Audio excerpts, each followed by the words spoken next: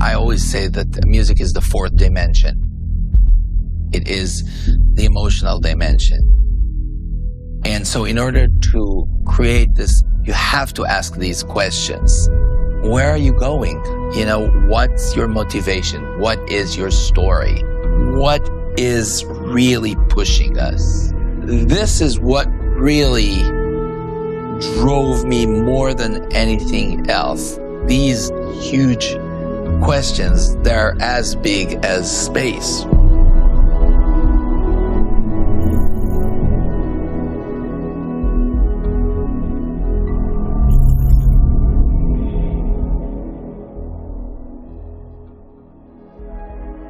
Everything I've worked on at this studio, the music started very early on, as early as the concept art for the game, from when I began here in 2005. At that time, Oblivion was already well underway, but as we went on to Fallout 3 after that, that was one of the first things I worked on music-wise was the main theme, and that's always been the case, where the main theme sets the tone for everything else we do in the game.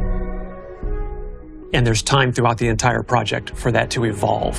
That's true, and I remember like during the Fallout 4 visit, which was actually in 2012, I was wandering through the corridors and I basically stumbled into the artist's room. And it was the first time I actually saw them do what they're doing. I was captivated. I was like, wow, I mean, this is really what it is all about.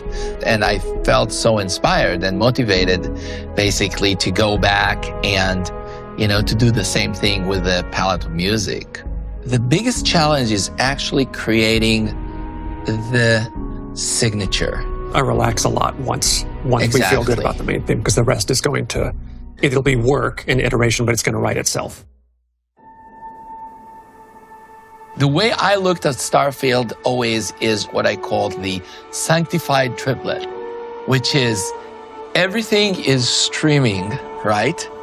Everything is changing and everything is returning back. Ta-da, ta-da, here's your development, and then ta-da, and back. So basically it presents itself, it develops, it goes back. The circular. Is exactly some sort of like a circular journey. You go out, you adventure, discover, return. Yes, there's always the strive to go back home. And that's, I mean, I guess that's what feels so complete for us, right? We want to complete the mission. We want to complete our journey. We will find something, we will discover something, we'll take it with us, and we will go back home with it.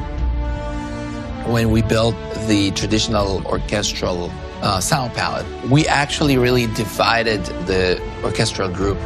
For example, took the woodwinds, okay?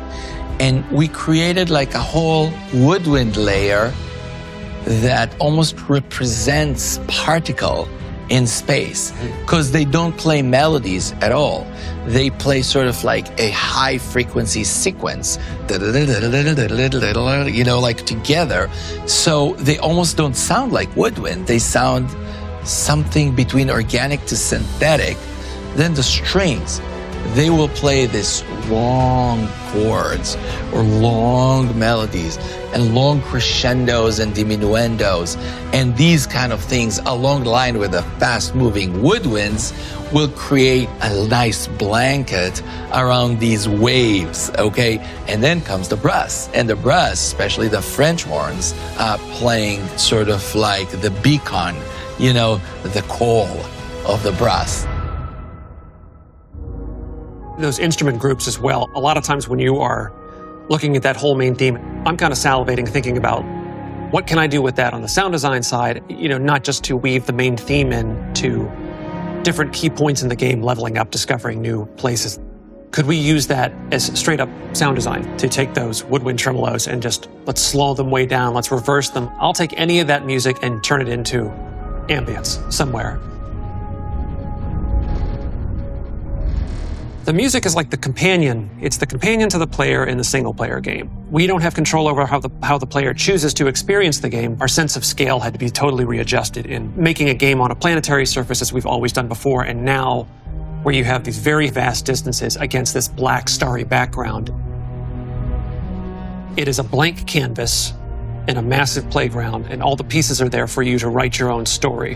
Whether you jump right in and you wish to follow the main quest, the main story, and go to the obvious, one point leads to another, leads to another. The music has a funny way of playing the right chord change at the right time, and a lot of that just happens at random. You look over the valley at just the right moment, and that just happens to be when this one chord change happens, and there are times like that that feel scripted, and they're not.